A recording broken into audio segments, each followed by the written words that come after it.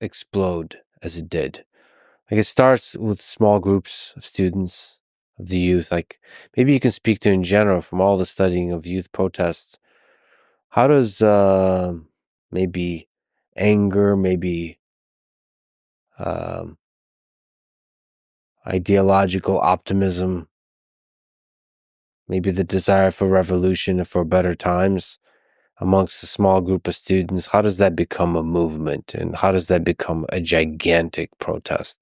So protests were one of the things that some of the most impressive books I've been reading and about other places have been emphasizing is that protests are often preceded by other protests that may seem like dead ends, but actually provide people with the kind of skills and scripts and repertoires to then carry out things on a larger scale after that. So you often get we we get captivated by a moment that seems to come out of nowhere, but it often doesn't.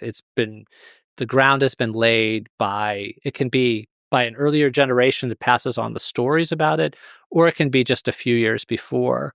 And sometimes a new generation will say, look at what they did, that was exciting, but we want to put our mark on things by a generation. So there were these 1986 protests that sort of fizzled out that helped lay the groundwork for the 1989 ones.